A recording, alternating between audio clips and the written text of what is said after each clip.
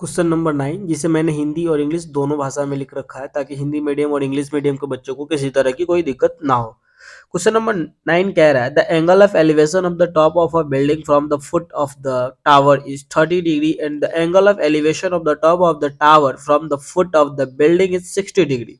If the tower is 55 metre height, find the height of the building. एक मीनार के पाद बिंदु से एक भवन के शिखर का उन्नयन कोण 30 डिग्री है और भवन के पाद बिंदु से मीनार के शिखर का उन्नयन कोण 60 डिग्री है। यदि मीनार 50 मीटर ऊंची हो तो भवन की ऊंचाई ज्ञात कीजिए। क्वेश्चन कह रहा है एक मीनार है, उसका ऊंचाई दिया हुआ है 50 मीटर, ये रहा 50 मीटर। और कह रहा है एक भवन है, ठीक है, भवन का हाइट हमें नहीं पता है और कहा यह जा रहा है कि भवन के शिखर का जो उन्नयन कोण है, भवन के शिखर का उन्नयन कोण है जो मीनार के पाद बिंदु से है, तो ये रहा इसका पाद बिंदु। जो कोण बन रहा है वो बन रहा है 30 डिग्री का, इसको लिख दीजिए 30 डिग्री। अच्छा, और उसके बाद जो कह रहा है और भवन के पाद बिंदु, यानी कि भवन ये है, भवन के पाद बिंदु से मीनार के शिखर का जो उन्नयन कोण बन रहा है वो 60 डिग्री बन रहा है। ये कितना बन रहा है? 60 डिग्री बन रहा है, ठीक है। मान लीजिए ए बी एक मीनार है और ये जो है आपका सी डी एक भवन है, तो हमें ज्ञात करना है भवन का जो ऊंचाई क्या है, ठीक है। तो ऐसे क्वेश्चन को सॉल्व करने के लिए हमें दो चीजें दिख रही है कि इसमें दो समकोण त्रिभुज बन रहा है, एक यहाँ समकोण त्रिभुज बन रहा है यानी कि ए बी सी, और दूसरा एक समकोण त्रिभुज बन रहा है यहाँ पे डी सी बी।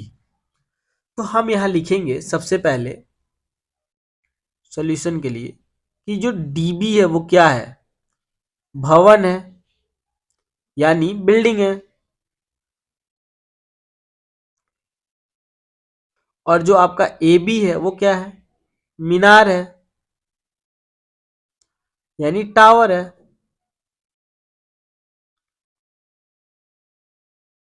ठीक, और जो सी बी है वो क्या है? दूरी है, डिस्टेंस।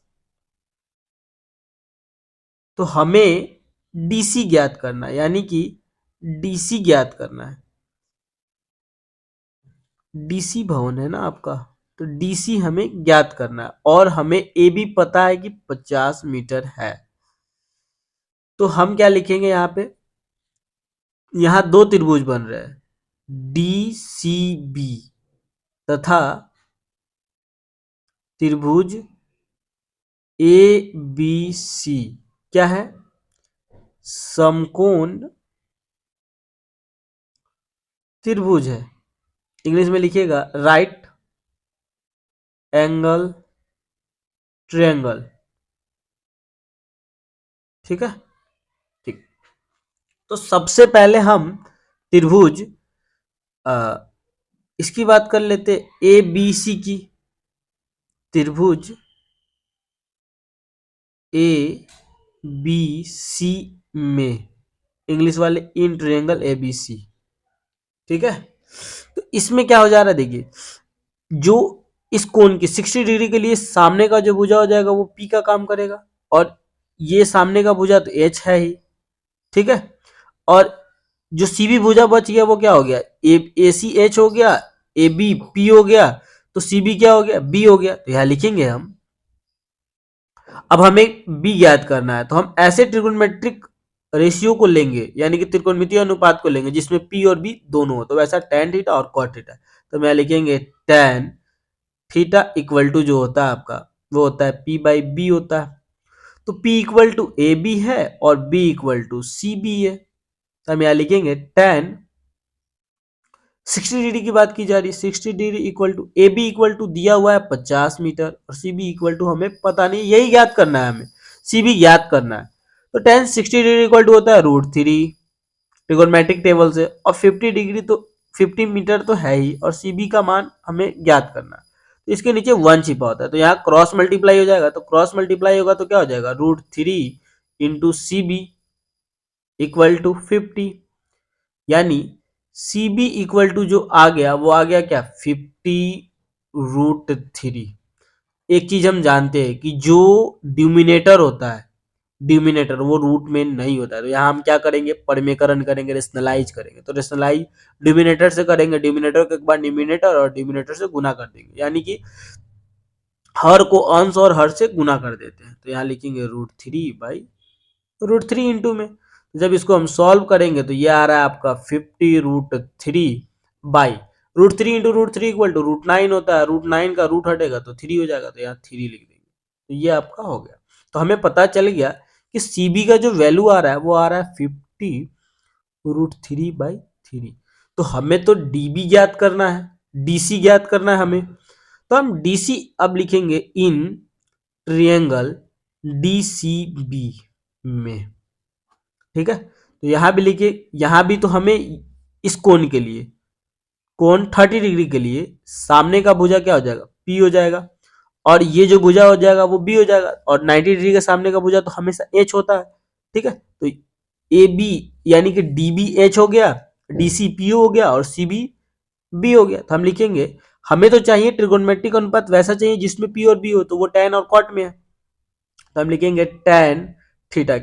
और हम tan थीटा क्यों ले रहे हैं, क्योंकि हमें b का मान पता है। अगर b का मान नहीं पता रहता, h का पता रहता, तो हम वहां दूसरा ट्रिगोनोमेट्रिक अनुपात लेते, लेकिन हमें b पता था, तो हम ऐसा ट्रिगोनोमेट्रिक अनुपात लिए, यानी कि ट्रिगोनोमेट्रिक रेशियो लिए जिसमें p और b दोनों है, तो वो tan थीटा में।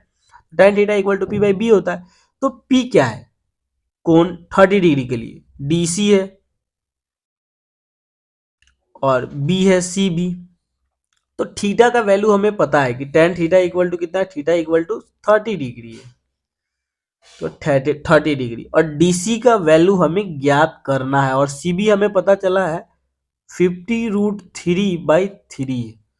जब हम इसको लिखेंगे तो tan 30 डिग्री इक्वल टू होता है 1/√3 इक्वल टू DC/50√3 है, और इसके नीचे 3 था, तो ये 3 क्या हो जाएगा, यहाँ जो देखिए डीसी तो था ही, उसके बाद बाई लिखा था 50√3/3, तो ये 3 क्या हो जाएगा, इसके ऊपर जाके मल्टीप्लाई हो जाएगा डीसी के साथ।